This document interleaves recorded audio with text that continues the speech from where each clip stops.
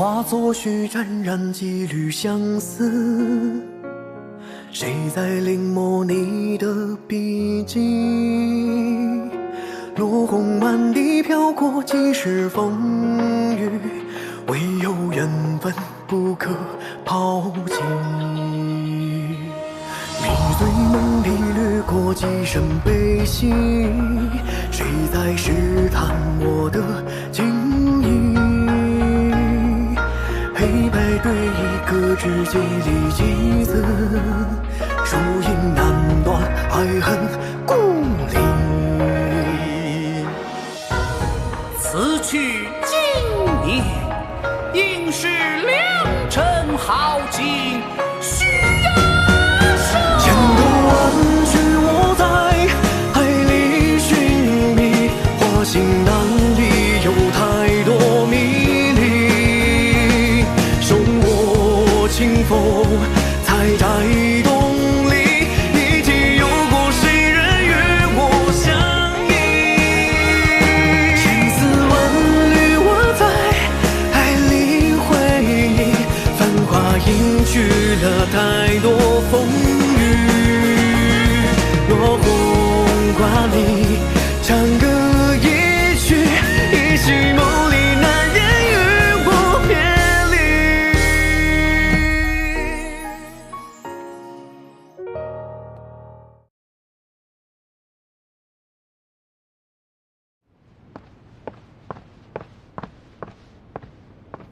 副司令，见。这是盛小姐的辞呈，她请我转告您，竞标完毕，她的工作基本结束，她今天在家带孩子，这3天会将北新港所有的文件归档处理妥当，请您批准她的辞呈。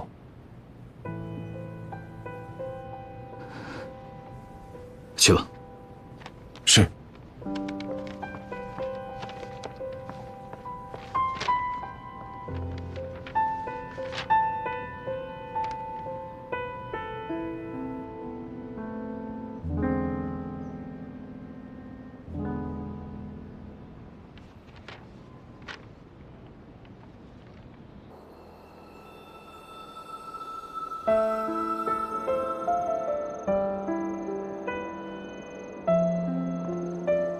为什么带我来这儿？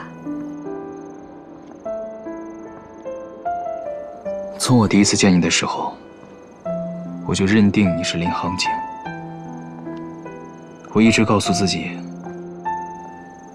我不可能认错，也绝不会认错。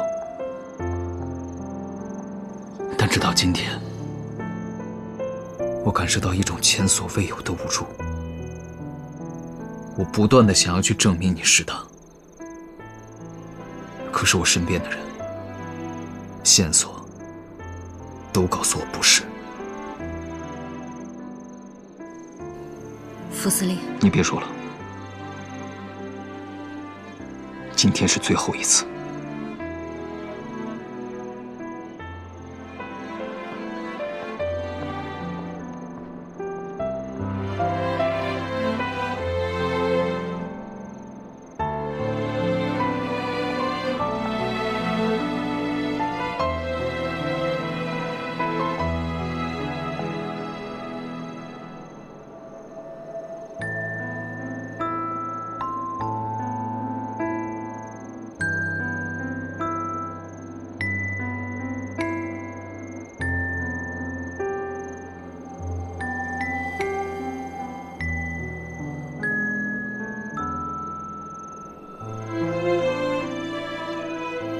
那一年，我跟航景第一次相约，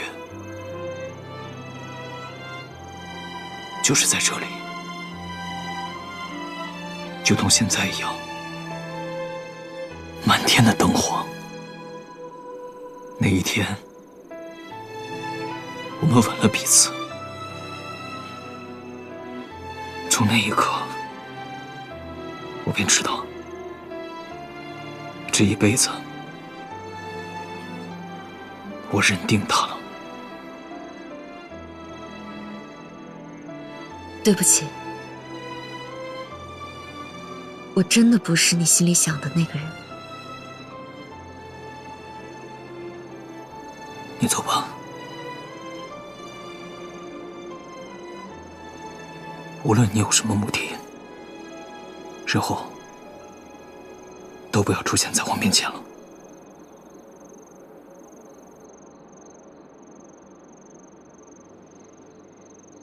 萧父，我做了一场梦，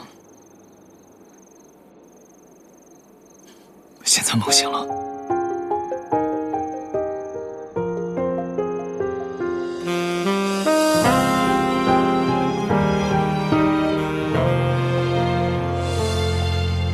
飘零的夜遮住你眼睛，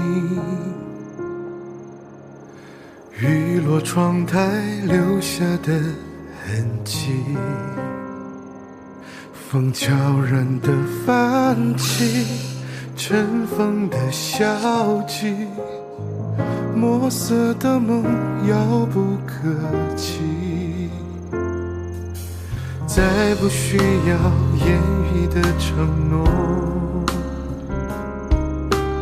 但至少我曾经拥有过，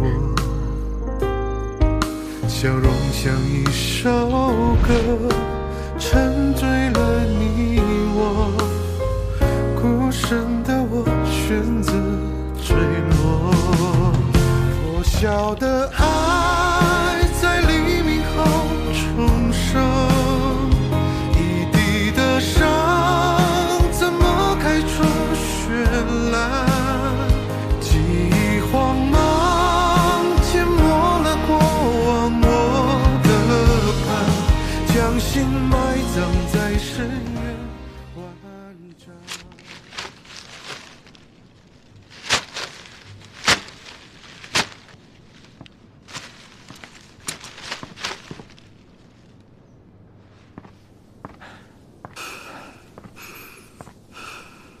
司令，出什么事儿了？日本人居然许诺京城，如果他同意签订共荣书，满洲政府成立之后，就让金城做4省主席。您帮日本人做了那么多事，好处全让他金城捞着了，这是为他人做了假衣裳。可我居于金城之下，他们若能与金城合作，又何必找我呢？有金城在，就没有我的位置。司令，以您的谋略，必有办法解决。您先看看这个。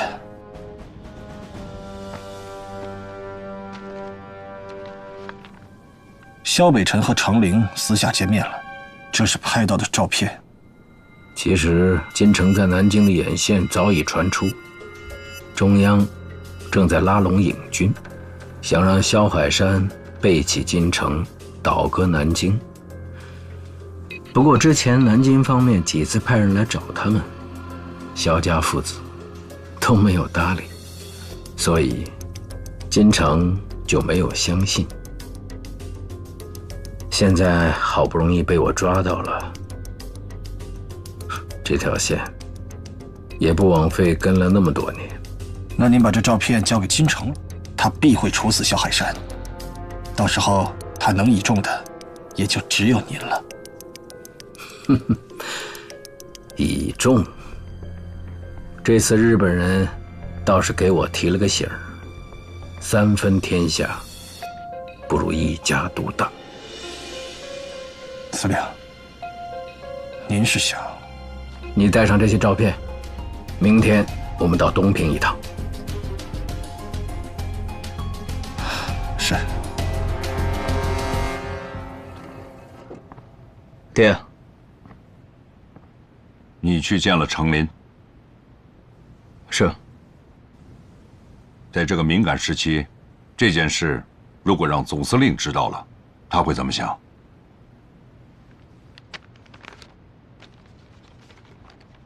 这个时期，恐怕总司令自己早就已经有想法了。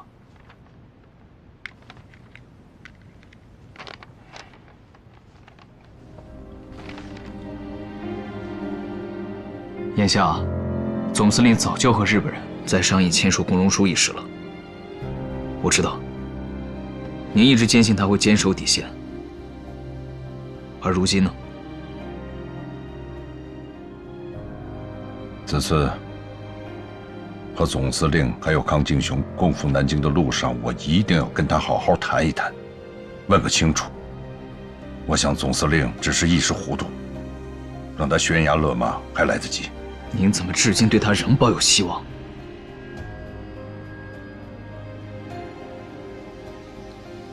他若弃国，我便弃他。明日便是绥岭的会议了，我知道我们在那边有驻军，但我建议您还是多带点人马。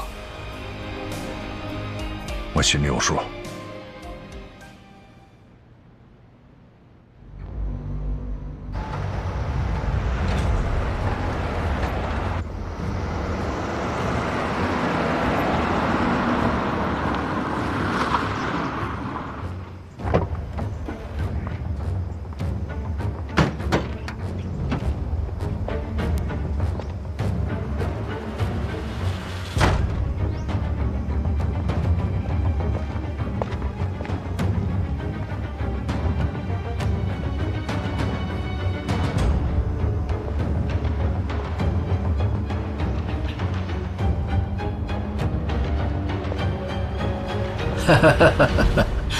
海山兄，别来无恙啊！康司令总是比海山先行一步啊。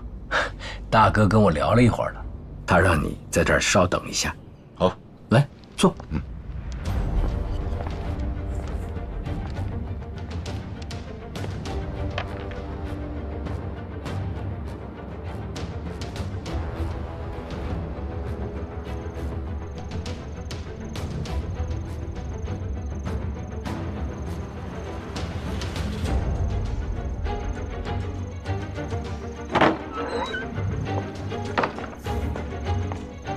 萧司令，总司令有请。好。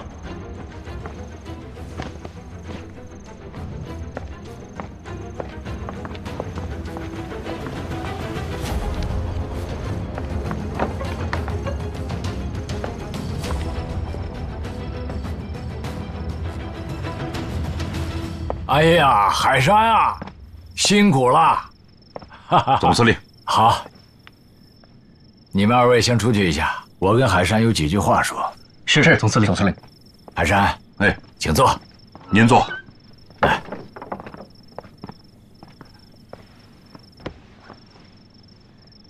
海山啊，今天真的是有一件很重要的事情，我想说，关系到裁军，这可是关系到我们的生死存亡。所以海山，我想听一下你的心里话。大哥，一旦开战，百姓流离失所，生灵涂炭。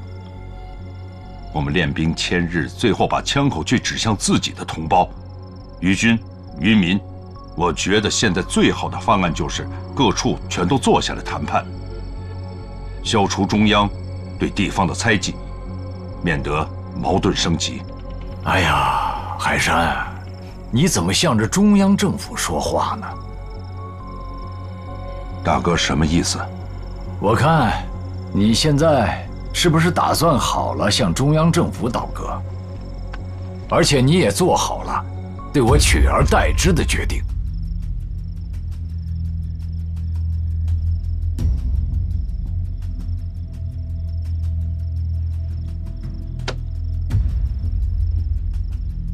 大哥不是想听我的心里话吗？和萧海山再也不打劳民伤财的仗了，更不要说是同时操戈。如果谁现在挑起这样的战争，我萧海山一定会站到他的对立面去。海山，你现在放肆了！大哥，这么多年我对您忠心耿耿，从来没有过二心，因为我觉得您是一个有底线的人，起码黑白是非是分明的。不过现在，您太让我失望了。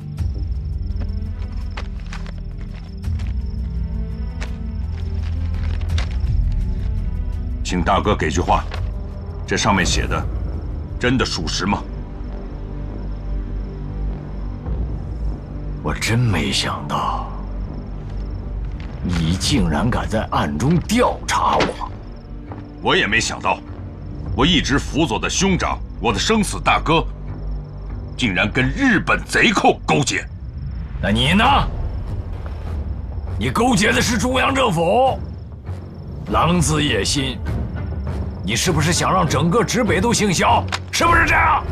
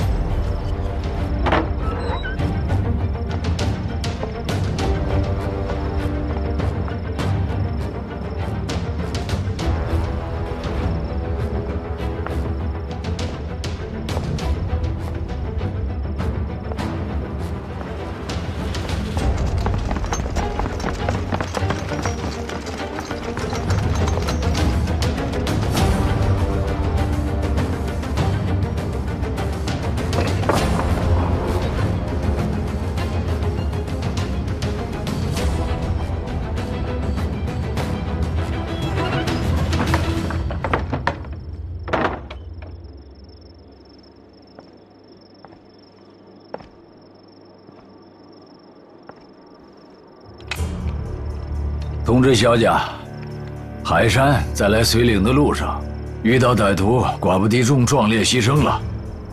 海山身边的人一并除掉，下手干净点，别让他们受罪。毕竟是自己的兄弟。是。大哥，您别太过伤心了。萧司令，黄泉路上不会孤单。等一会儿，你们老兄弟俩就又能在一起了。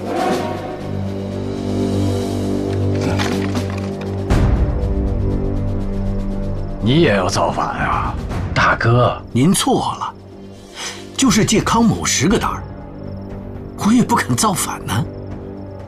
造反的是萧海山，是他杀了您，我为您报仇，将他当场处死，并且临危受命，接受您手下所有的兵。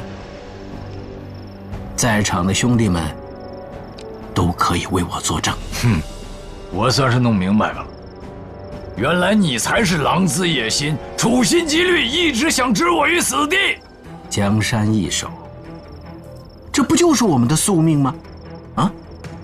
日本人想占领满洲已久，我为他们做了那么多的筹谋，但有您在，他们就会忘了我。大哥，您为了兄弟，就做出一点点的牺牲吧。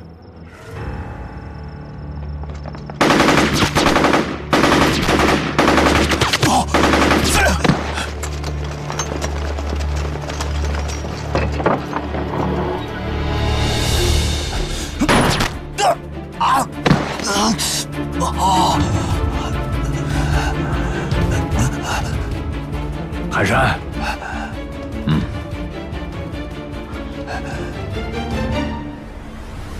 好，哼，好一出暗度陈仓。我们不费点力气，怎么抓得住你呀？我萧海山的一切都是您给的，您现在杀我，我无怨无悔。但是我要跟你说，我要是死了，您今天就别想活着出去这个紫云山庄。你什么意思？如果我死了，现在是不是康敬雄杀您的最好时机呢？你想多了，他只带了4个卫兵。在来绥岭的路上，我发现了起码有5道军卡车的车辙，而在紫云山庄的外面，只停了他1辆车。这么多的兵都藏哪儿去了？还有，我刚进来的时候，我闻到了您贴身卫队长身上有一股强烈的檀香味道。康敬雄礼佛，大家都知道，这个味道是他屋子里独特的味道。这就说明您的贴身卫队长已经跟他密谋，而且谈了相当长的时间。如果我没猜错的话，这次开会定在绥岭，也是他的主意吧？这个地方，3军会合，调动军队是很容易的。大哥，萧家没有和成陵，还有南京政府达成任何协议，信不信由您。您现在杀我易如反掌，但是现在您的命只有海山能救了。让我调动我的军队，他们就在附近，随时候命。来啊！把他的枪给我下了！都别动！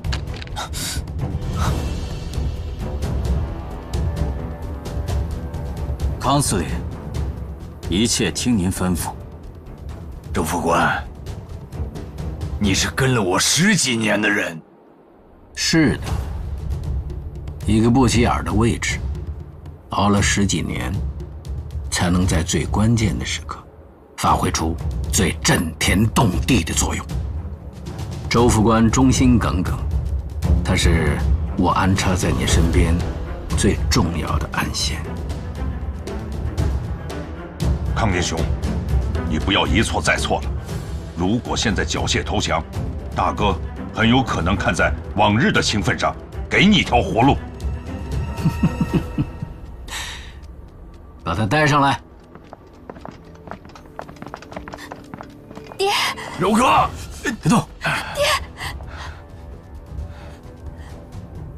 让他们把枪放下，出去。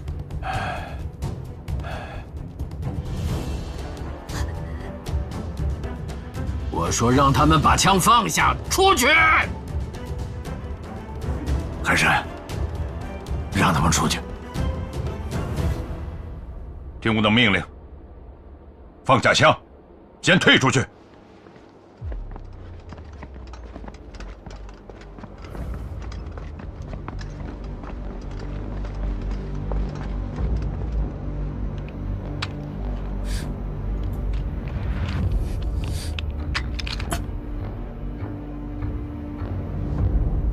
康敬雄，你真卑鄙！舐犊情深，感人至极呀！当初你为了制约我，把我唯一的儿子送到了萧海山的麾下，结果我的儿子被炸死了，连个全尸都没有。康天雄，你也是打过仗的人，战场上枪弹无眼，况且昊天的牺牲那是亿万，如果有什么怨气的话，就撒在我身上。你给我住嘴！当初要是没有你把我儿子送到瘾军手里，要是没有你把我儿子推到前线，他会死吗？新仇旧账，我要跟你们一起算。我要让你亲眼看看自己的孩子死在自己面前，那是一种什么感受？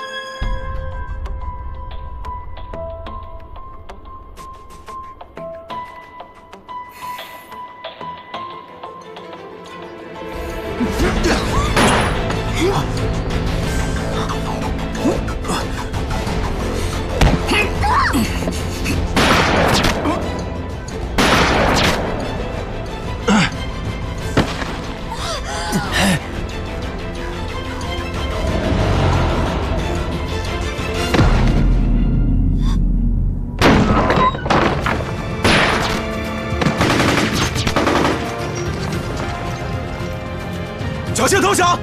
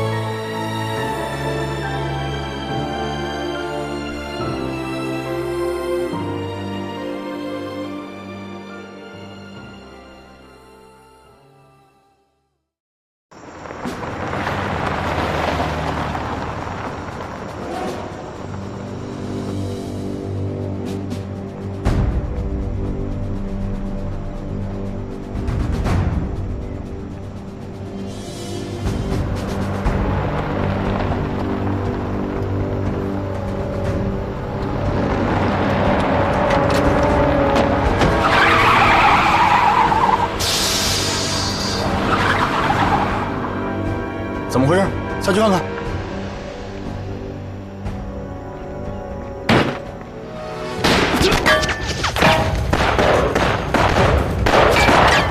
下来！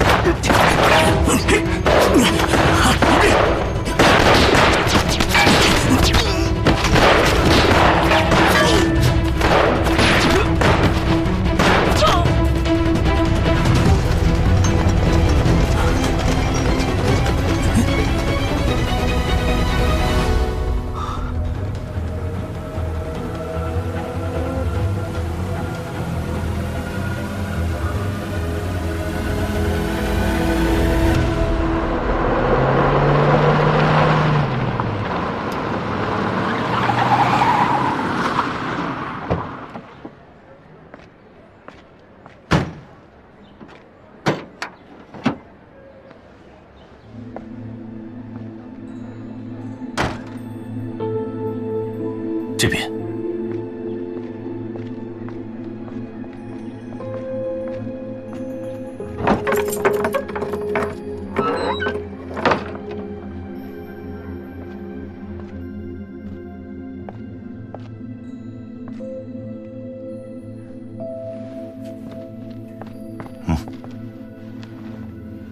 让康司令受惊了，实在抱歉。有你们这么救人的吗？差点把我的命都搭进去了。为了拖延时间，只好出此下策。您一旦到了法庭，想要再翻盘，就太难了。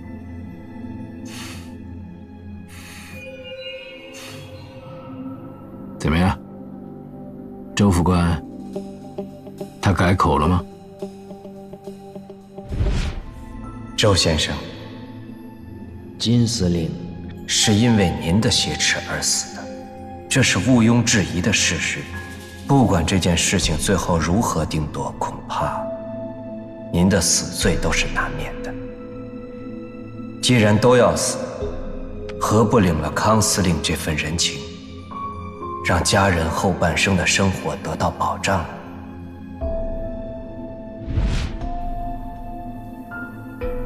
佐藤先生，希望我们今后能彼此信任，精诚合作，别再出现像之前那样，你们越过我去联络金城这种事情。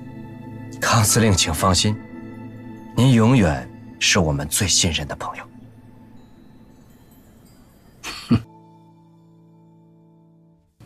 这是南京军事委员会通电全国的通告。京城的副官周志平因多年受不到重用，心生怨恨，企图谋杀京城，并嫁祸给萧海山。康敬雄及时赶到，想要营救京城，与萧海山发生误会。混乱之中，京城被周志平所杀。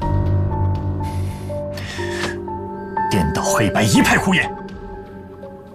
京城被杀的消息传出后，大家都以为萧海山会接替京城。我们南方的同志也一直在探听相关人员的口风。可是他们个个讳莫如深，避而不谈。直到刚才，康敬雄竟然从滦河调到了北新，担任警备司令。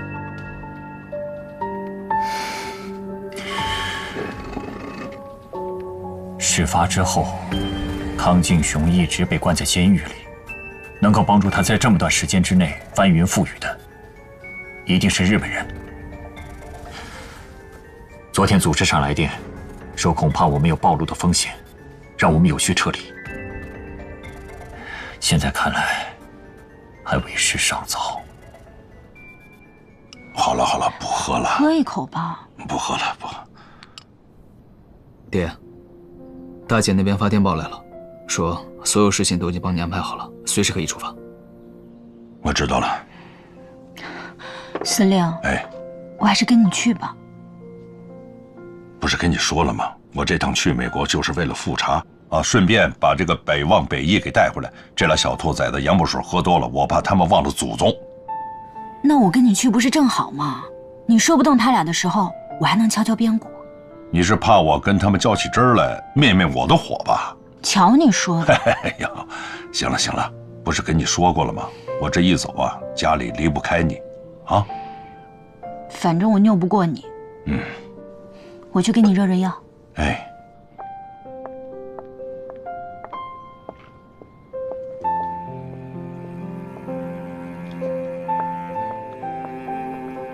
本想着劝总司令迷途知返，没想到却让他搭上了性命。他戎马一生，却落了个这么个结局。爹，我看这事儿，你无需太自责了。司令，三哥已经派人24小时守着金小姐，只要金小姐醒过来作证，康敬雄一定会被绳之以法的。你说这康敬雄，一只脚都迈进鬼门关了，竟然让日本人和亲日派给救了，而且还摇身一变来了北新。现在的局势实在太乱了，他们都在大肆的抓捕共产党。我听说，成军那边的监狱都已经快装不下了，但大部分都是屈打成招，为了骗钱，为了表忠心，他们什么事都能做得出来。所以啊，我们影军在他们的眼里就是个异类。南京对我们不放心，那是很自然的事情。他们一向不希望地方军一军独大，所以派康敬雄过来制约我们，这是他们惯用的伎俩。是，现如今日本人虎视眈眈，可他康敬雄倒好，颠倒黑白，兵乱于外，政乱于内，这些事情他们放着通通不管，天天想着抓共产党。我看他们是疯了。哎呀，康敬雄这么一来，咱们想独善其身就难喽。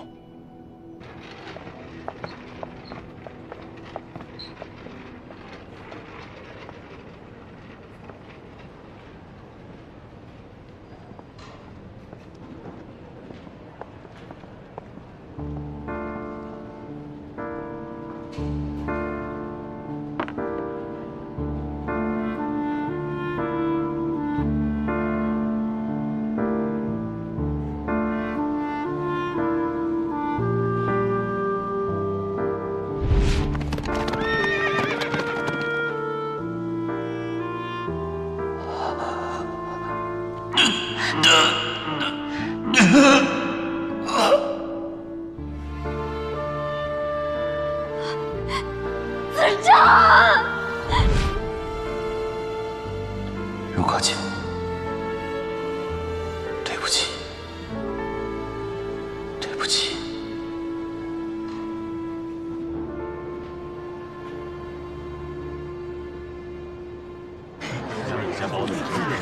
谢谢。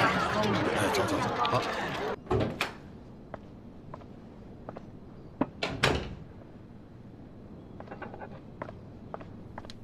先生、太太，信箱里有一封信。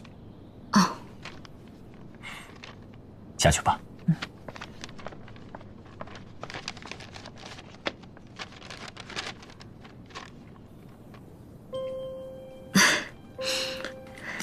什么事这么高兴啊？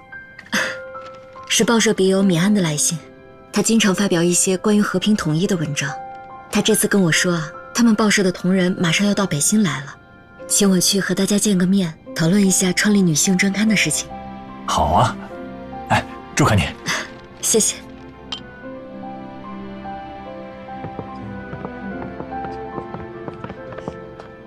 里面请。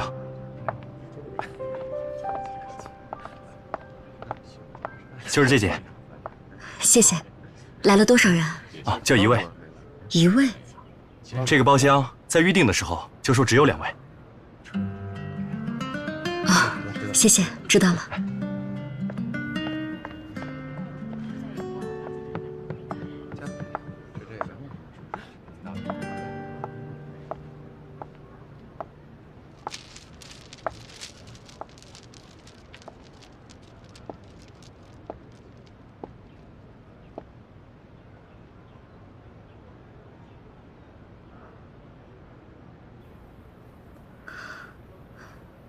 请问是笔友会的米安吗？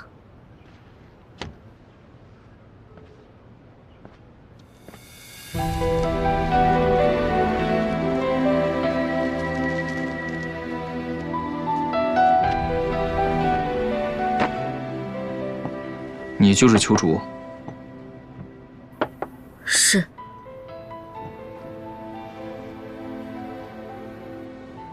那么你是邱主的话，青勇是谁？我不明白你在说什么。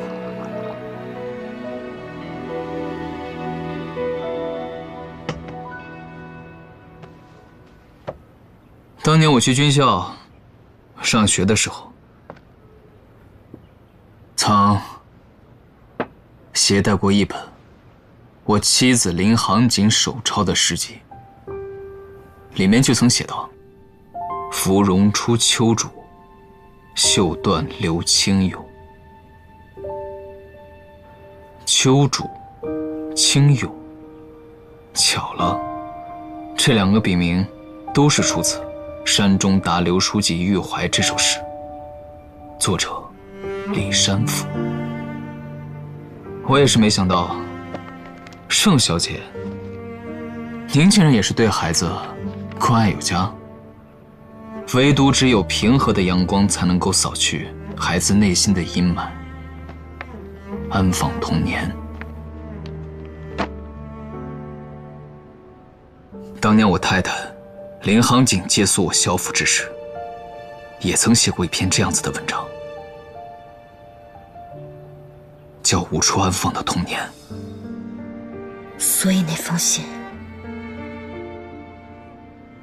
是你伪造的？没错，或许是上苍看着我苦苦等待了5年，最终给了我这样一个机会。现在南京政府那边，副司令，你打算怎么办？是啊，拿着什么？共产党的刊物。你怎么看这个？都说共产党的刊物特别厉害，好些人看了之后都热血沸腾的，我就好奇弄来一本看看。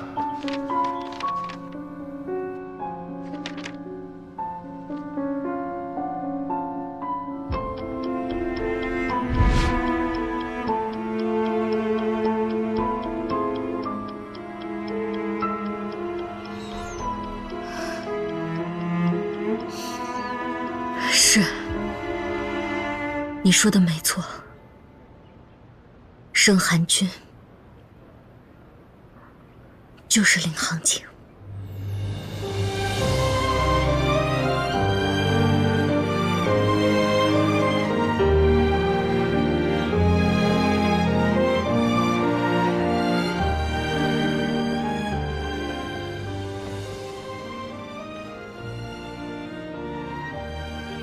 你知道我这些年是怎么过来的吗？所有人都告诉我，你我阴阳两隔，我却依然愿意相信你迟早有一天会回到我身边。当盛寒君回来的时候，藏在我心里面5年的希望又再一次被你点燃。为什么？为什么要硬生生的把这个掐断？对不起，三哥。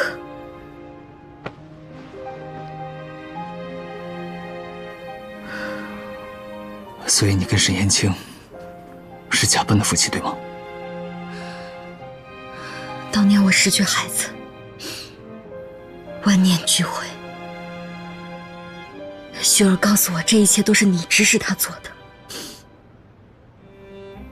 我只想永远的离开你。后来在躲你的路上，我偶遇了沈大哥。离开北新之后，我和沈大哥就辗转去了苏联。在他和他同伴的影响下，我开始了新的生活。行景，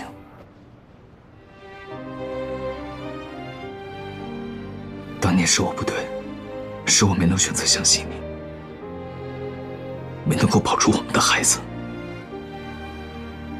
是我错了。我已经知道了，当年的一切全部都是郑凤琪的设计。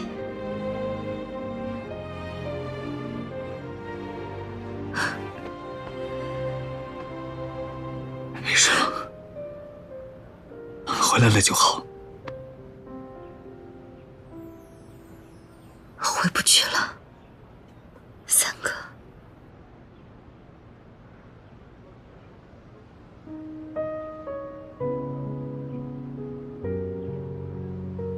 你说什么？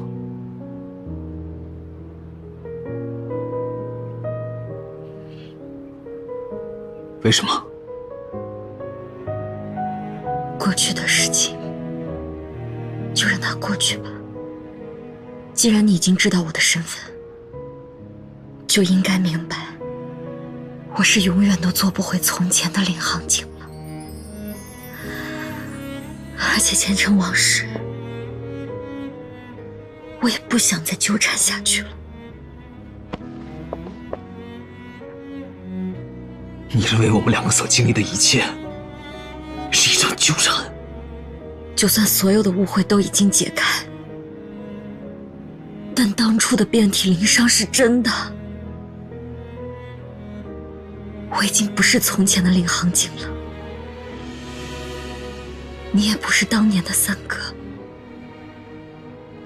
你有你的责任，我也有我的任务。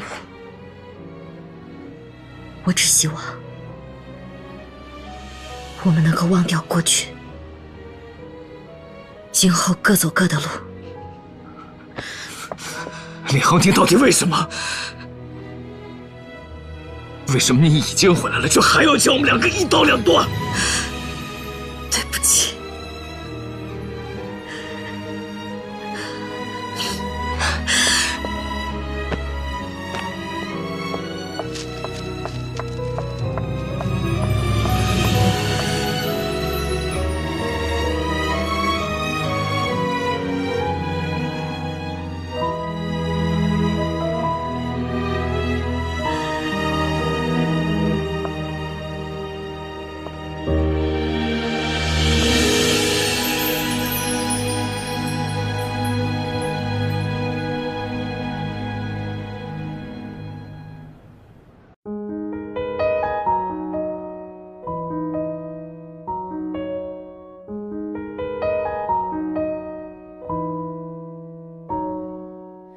谁在盼望着春风抚摸？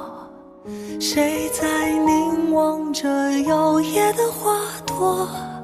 谁在仰望着夏夜满天星河？谁记得一颗流星转瞬而过？谁害怕心痛，否认心痛？任孤独涂抹彼此的保护色，谁会甘愿蹉跎，这样擦肩而过？